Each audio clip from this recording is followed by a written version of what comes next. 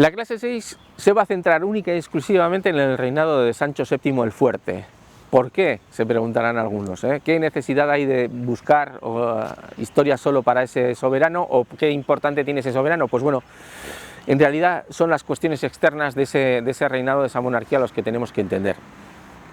Va a ser uno de los periodos más críticos del reino de Pamplona, en este caso ya reino de Navarra, al cambiar la adscripción y la intitulación regia, y sobre todo va a ser una pérdida territorial de gran importancia que va a marcar el destino de Navarra y que va a guardar en la memoria navarra a lo largo de los siglos.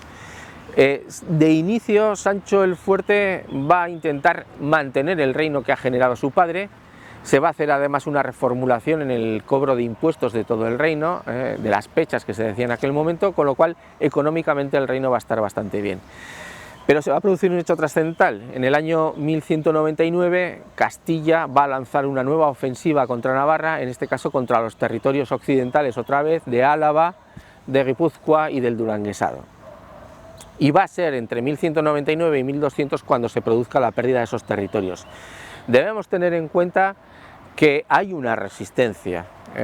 Siempre se dice, no, fue una unión voluntaria, no, hay una resistencia. Vitoria es asediada durante 9 meses. De los yaunchos guipuzcoanos no tenemos documentación casi, pero evidentemente ahí debió de haber una negociación con la espada encima de la mesa.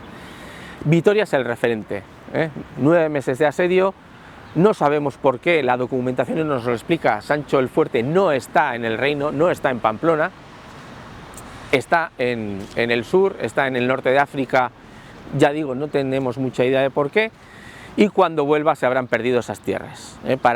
Para Navarra será una escisión traumática, lo van a considerar siempre tierras irredentas y lo vamos a ver a lo largo de la historia, es decir, a lo largo de la Edad Media la monarquía navarra va a solicitar la devolución de esos territorios siempre que tenga posibilidad política de hacerlo.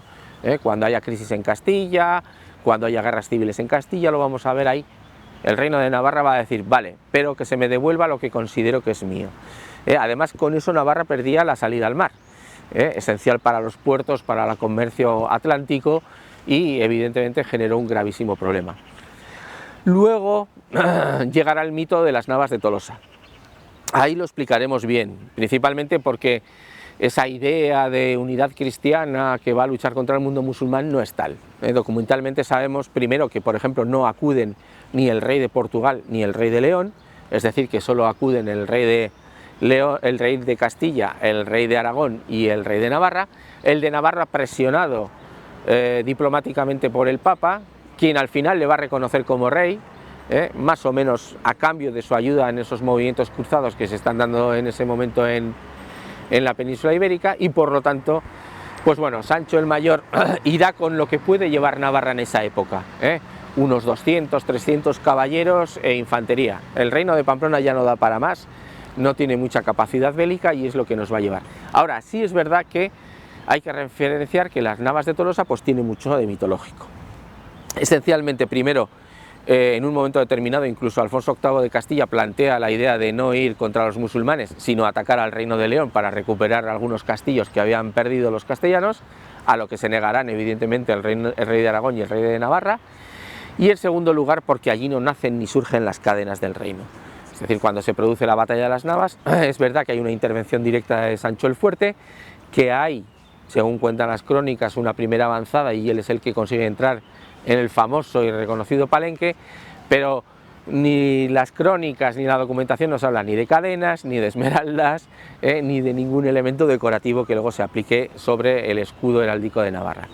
Muy al contrario, Sancho el Fuerte siempre utilizará dentro de su heráldica lo que se conoce a día de hoy vulgarmente como el arrano belcha. Tampoco sabemos si era belcha, porque en realidad en los documentos la tinta es marrón. Por lo tanto, decir que es una águila negra, pues bueno, hay que tener un poco de cuidado.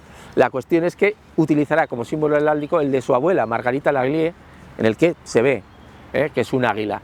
Nunca utilizará cadenas, no hay cadenas en el reinado de Sancho VII el Fuerte, y anteriormente sí que en el del Sabio lo que vemos es un carbunclo pomelado, es decir, un sistema de engarce de chapas de metal alargadas, de tiras de metal con pequeños bloques de metal que sirven para reforzar el escudo.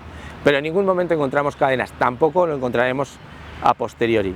Y por último, Pues la grave crisis que nos va a generar Sancho el Fuerte, esto es uno de los reyes con más mitología a su alrededor y con más pues visión de lo que fue el reino de Navarra, pues justamente Sancho el Fuerte incumple uno de los trabajos más importantes que es de la monarquía, que es precisamente el de tener herederos. No va a tener herederos legítimos, sí los va a tener ilegítimos, y eso va a provocar una crisis dinástica que convertirá a Navarra en una sucursal de las dinastías francesas. Lo veremos en la siguiente clase.